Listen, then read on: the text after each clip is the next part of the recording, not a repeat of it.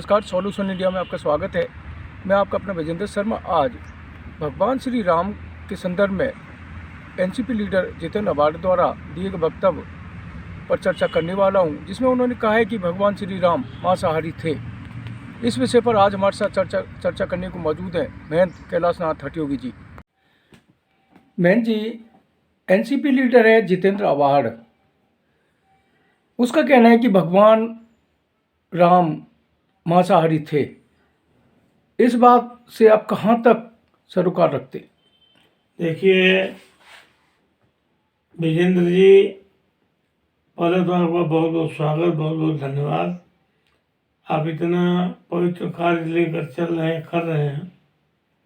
तमाम जो शंकाएं आशंकाएं, मैं गोरखपंथी हूँ और जनता की आवाज़ बोल इंडिया चैनल का संस्थापक भी हूँ, सलाहकार भी हूँ और अखिल भारतीय संत एकता आंदोलन परिषद का अध्यक्ष भी हूँ।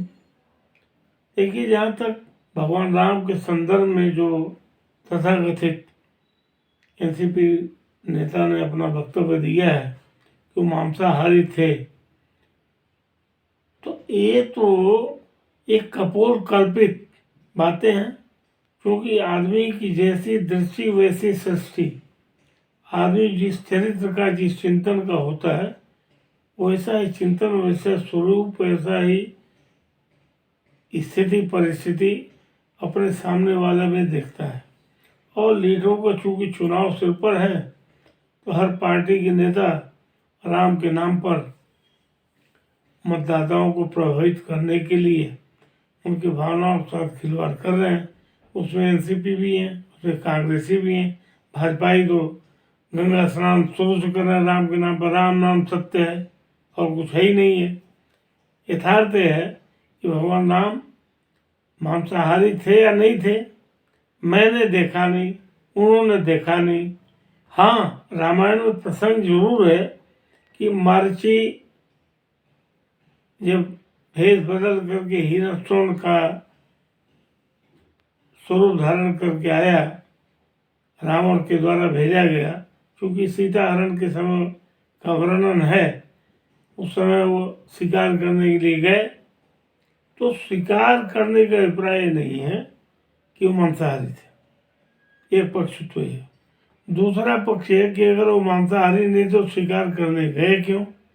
अगर वो अहिंसक थे तो हिंसा क्यों करने गए? ये भी एक पक्ष है। बिल्कुल, बात तो सही है, लेकिन मांसाहारी नहीं थे, बल्कि वह सीता की रक्षा के लिए जंगल में जो जीव जंतु थे उनको